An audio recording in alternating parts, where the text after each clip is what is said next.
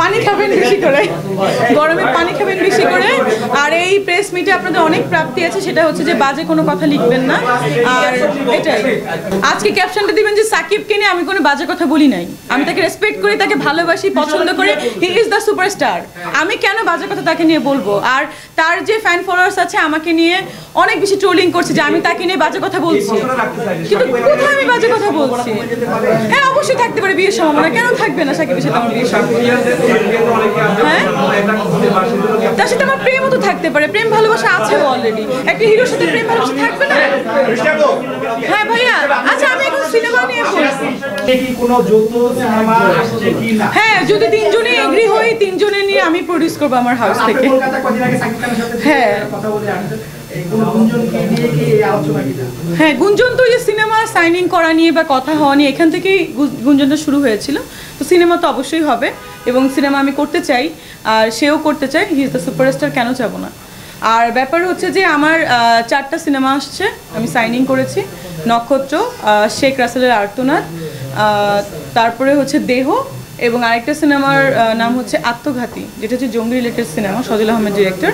আর বাকি দুটো ডিরেক্টর হচ্ছে সালমান হায়দার এবং মুস্তাফিজুর রহমান। কাস্টিংয়ে একটাতে সবাই আছে, অপু দিদি আছে, আমার খুবই পছন্দের দিদি, সে আছেন। মৌসুমী আপু আছেন, আমার খুবই পছন্দের আপু, সে আছেন।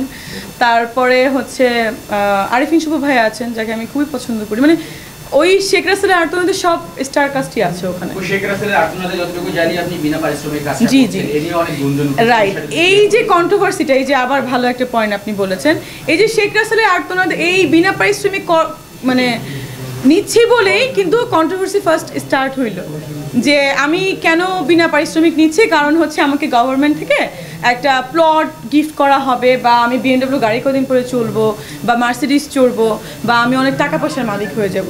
তা বিষয়টা কিন্তু সেটা না, বিষয়টা হচ্ছে যে আমি তখন ওখানে ক্ল্যারিফাই করতে চেয়েছিলাম যে দেখেন আমার ঢাকা শহরে ফ্ল্যাট আছে, জায়গা আছে, বাংলাদেশে আছে, এবং আমার গাড়িও আছে অলরেডি।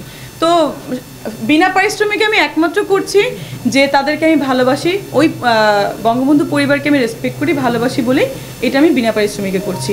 এখান থেকে কি করলো, ক্যাপশনটা এমনভাবে লিখলো যে আমি এই ঘড়ি ওয়াচ, মানে সরি এই ওয়াচ ইউজ করি, এটা আমার আছে, আমি ওটা আছে। বেসিক্যালি আমি কিন্তু ওভাবে বলিনি, ঠিক আছে? রোলেক্স তো আমি অনেক আগে থেকে ইউজ করি, শুধু রোলেক্স না, আমি যে শেষ করি রোলেক্স গাড়ি, BMW গাড়ি বলেন, জমি বলেন, আমি অনেক আগে থেকে এগুলো ইউজ করি, ঠিক আছে? তারপরে এই যে ড্রেসটা উপরে সেটাও বলতে যাবে না, তারপরে জানবেন it's a very well known brand. So আমি কিন্তু এরকম কিছু কখনো বলি না।